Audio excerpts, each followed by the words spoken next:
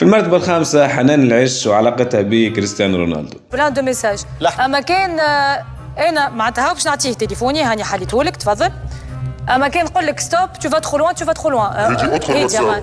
واتساب. في فقرة الباباراتزي في فكرة سامي الفهري، هذه الفقرة يخرج فيها ويبدأ يخرج في حاجات خاصة متاع مشاهير وهما زعما يبداو متفاجئين ومش عارفين ومتقلقين من الحاجات اللي قاعد يقول فيها. فما اللي قالوا انها تمثيل مش حقيقية، فما اللي قالوا لا انها حقيقية.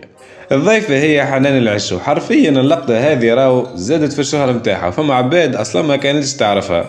كيف يعني مثلا ما كنتش نعرفها، عرفتها من اللقطة هذه.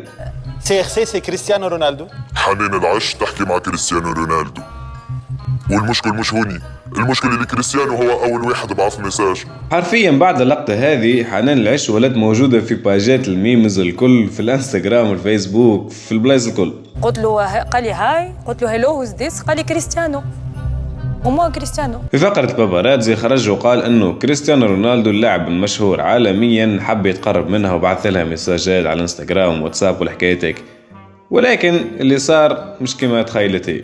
ليه ما شوف رد بالي خاطر كريستيانو يتفرج.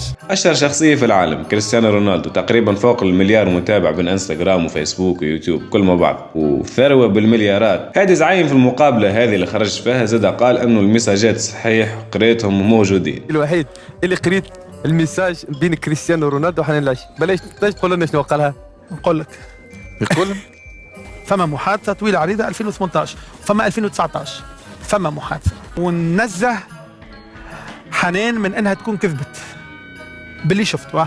وقال انه برسمي حكاوا مع بعضهم وهيش تعمل في البيز ومساجات صحاح وحاجة حقيقية صارت. وعلى كل احنا ما نجم مطالبين ان نعرفوا اسكو اللقطة حقيقية مش حقيقية، كذبة مش كذبة، ما هيش مهمتنا اليوم.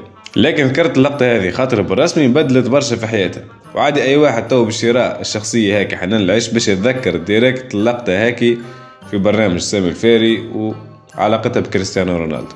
واللقطة هاكي سبت لها مشاكل خاطر برشا قالوا إنها مش حقيقية وإنها تكذب وتعمل في البيس فقط. هاك علاش تسمى لقطة في هيك تنجم تكون جبت لها مشاكل وغيرت برشا في حياتها. هاك علاش كانت موجودة اليوم في توب 5.